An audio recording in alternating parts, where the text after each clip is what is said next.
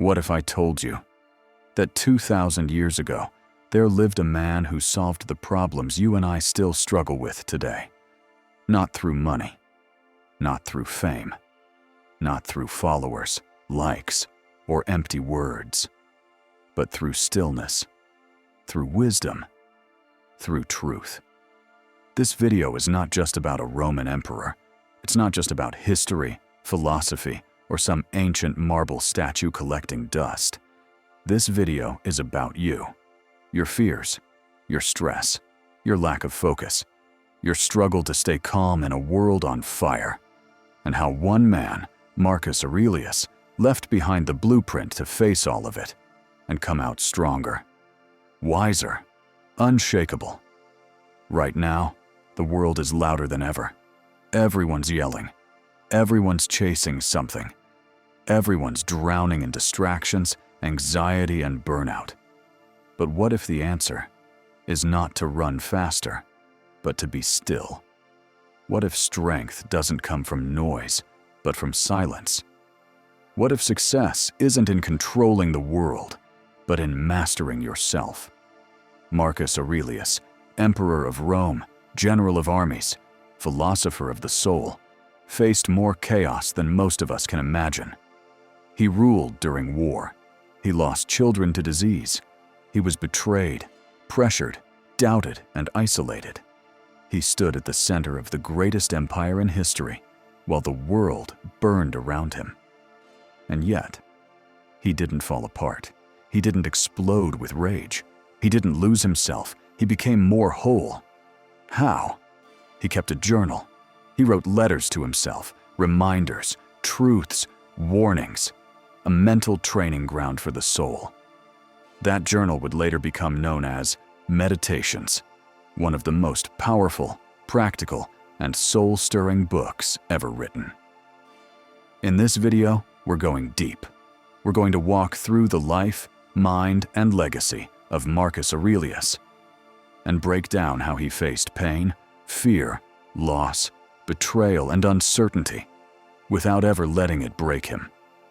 We'll uncover how a boy from a noble family became the ruler of the known world, how he trained his mind to stay calm in storms, how he used Stoic philosophy to handle pressure, death, and power, and most importantly, how you can apply the same ancient truths to modern life, to take back control of your time, your emotions, and your inner peace. Because the truth is, you don't need to be a Roman emperor to think like one. You don't need power to be powerful. You don't need peace in the world to find peace within yourself. This is not just a video. This is a wake-up call, a battle cry, a return to what matters. So if you've ever felt lost, if you've ever struggled to stay focused, if you've ever wondered how to stay calm when everything feels like it's falling apart, you're in the right place. Hit that subscribe button now to join a community of thinkers, learners, and warriors of the mind. Like this video if you're ready to become the calm in the storm. Drop a comment below. Tell us what battles you're facing and how you're staying grounded. And don't forget to share this video with someone who needs strength, peace, and clarity today. Turn on notifications, because this isn't the only ancient wisdom we'll be unlocking. Marcus Aurelius, the man who solved the universe. Let's begin. Before the emperor, before the warrior, before the philosopher who would write words that echo through centuries, there was just a boy named Marcus. Not yet Aurelius, not yet ruler, just a child, with eyes wide open and a soul that saw too much, too soon. He wasn't loud, he wasn't reckless, he didn't command attention, but he noticed everything. He felt deeply, and even in silence, his mind was preparing for greatness. Marcus was born into privilege, yes, a noble Roman family, wealth, status, opportunity. But privilege doesn't prepare you for life. It doesn't teach you how to stay calm when everything falls apart. It doesn't teach you how to lose, how to suffer, how to carry pain. and keep walking. Marcus would learn all of that, not from tutors, not from generals, but from life itself. He was adopted at a young age by Emperor Antoninus Pius, not by blood, but by belief. Antoninus saw something in Marcus that others didn't. Not ambition, not hunger for power, but wisdom, a calmness, a clarity, a fire, not of rage, but of reason. And with that adoption, the path was set. This boy would one day rule the greatest empire on earth. But first, he had to master the one empire that matters most, his own mind.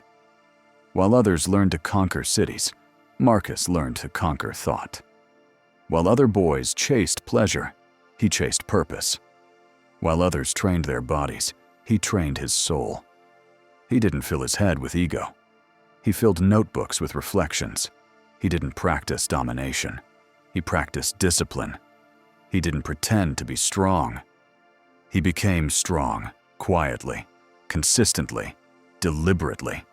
They taught him how to fight with swords, but he knew the real war would be inside.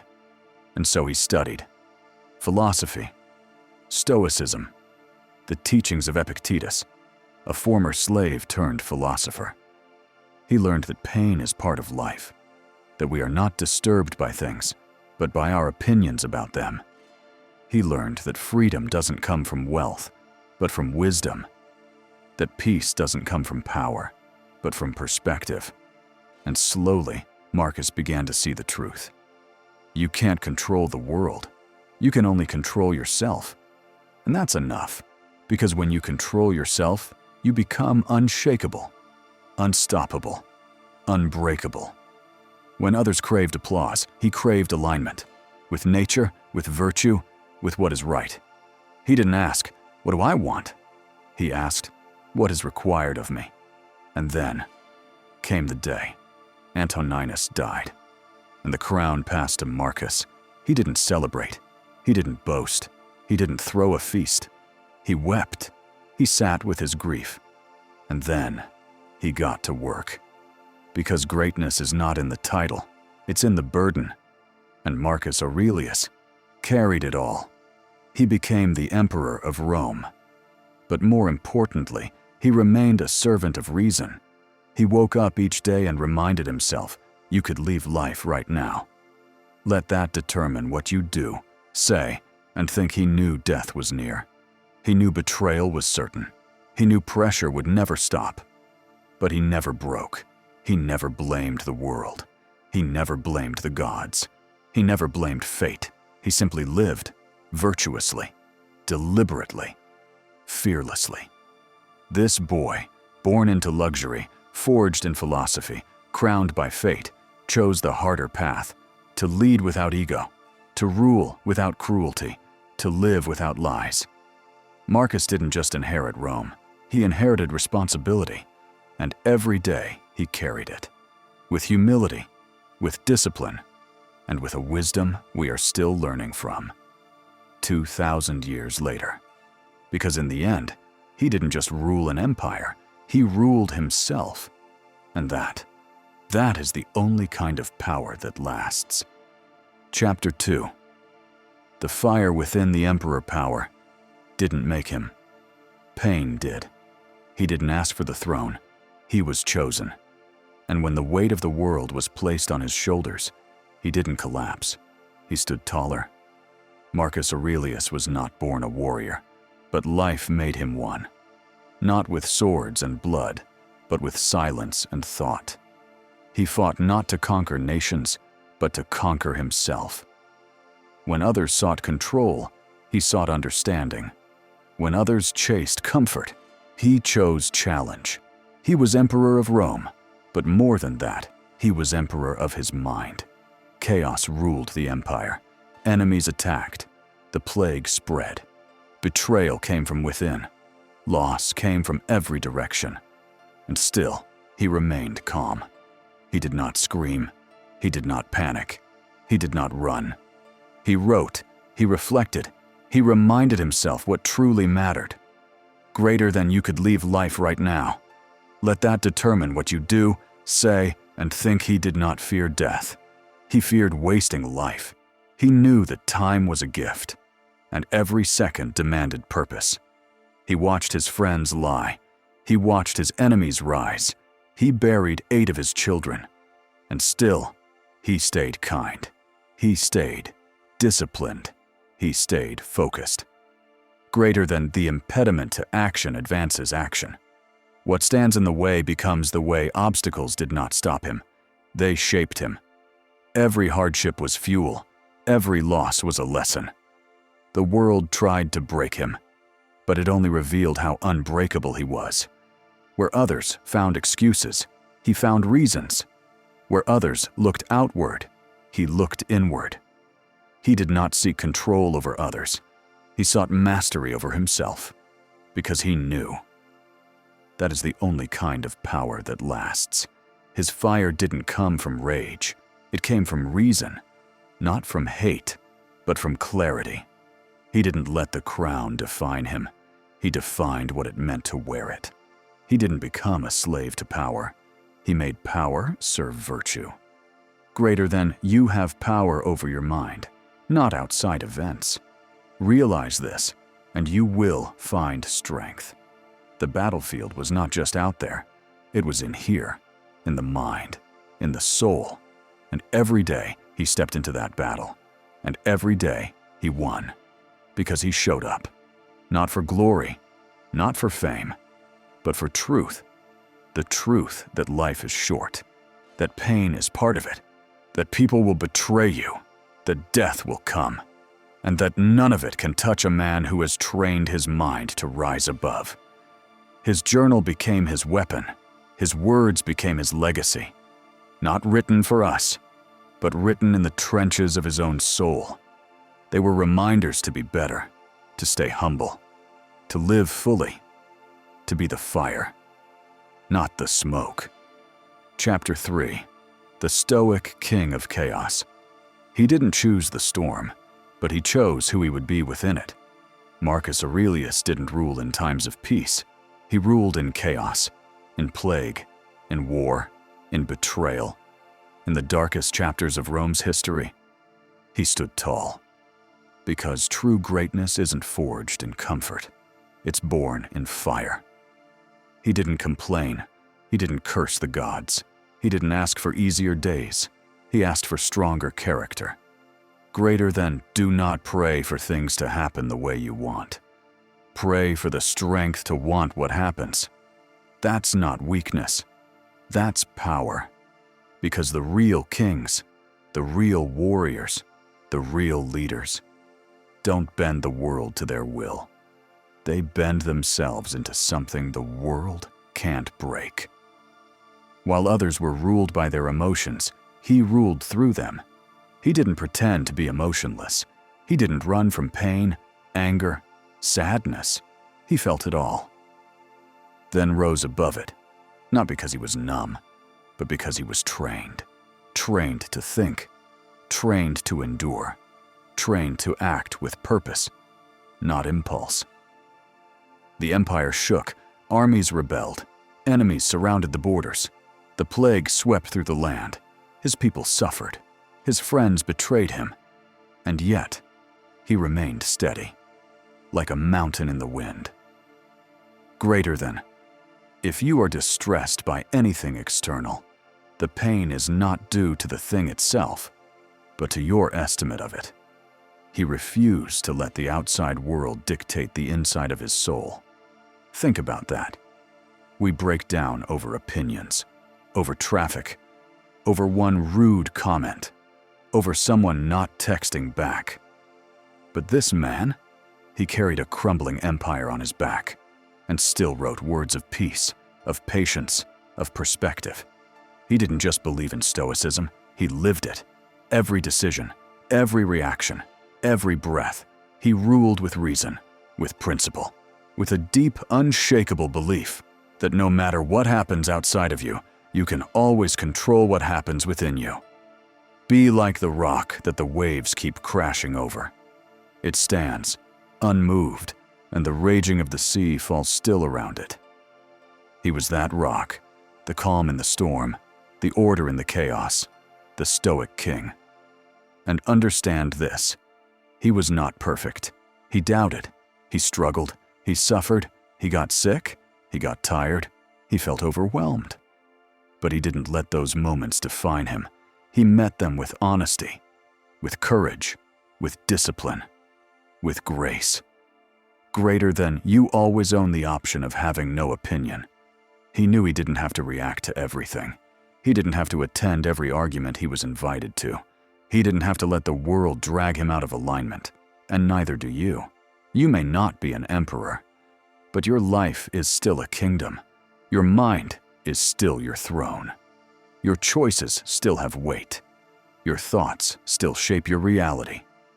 So ask yourself, who are you when the chaos comes? Do you panic? Do you break? Do you blame the world? Or do you do what Marcus did and return to your principles? Do you slow down? Do you breathe? Do you write? Do you reflect? Do you lead yourself first before trying to lead anyone else? Because that's what makes you powerful.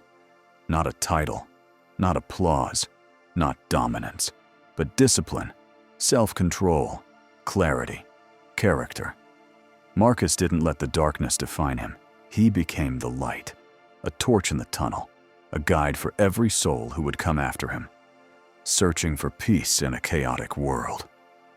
He reminded us, the world doesn't have to be easy. It just has to find us ready. He reminded us, you can stand in fire and not be burned.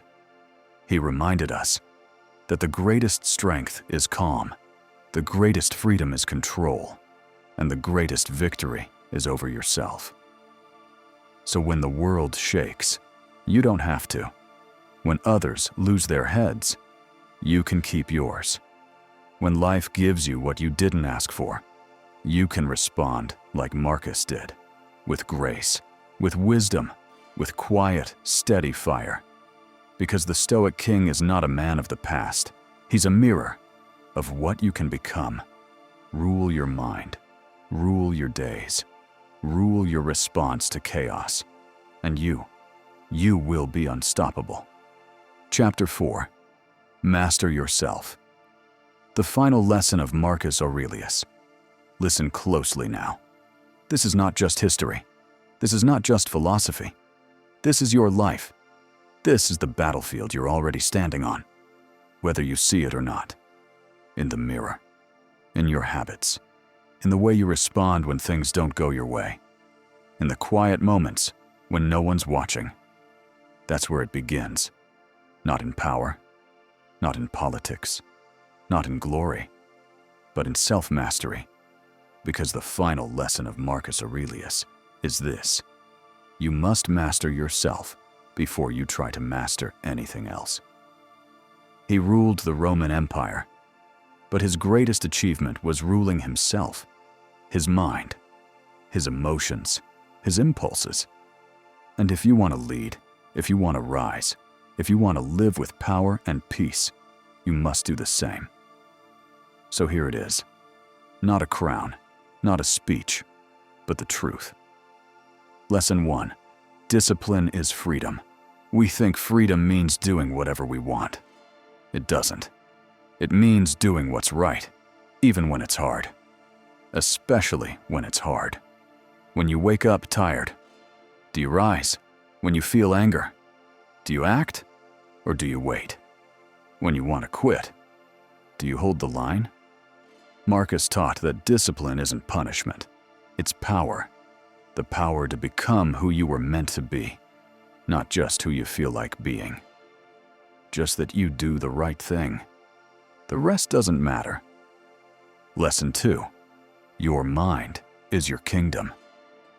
Everything you face begins and ends in your thoughts. You're not stressed because of the world. You're stressed because of how you're thinking about it. You're not broken because of loss. You're broken because you've forgotten how to heal. You're not angry because of others. You're angry because you gave your peace away. Marcus didn't live in peace. He created peace inside himself, because that's the only place you'll ever truly find it. Lesson 3. Focus on what you can control. Let go of the rest.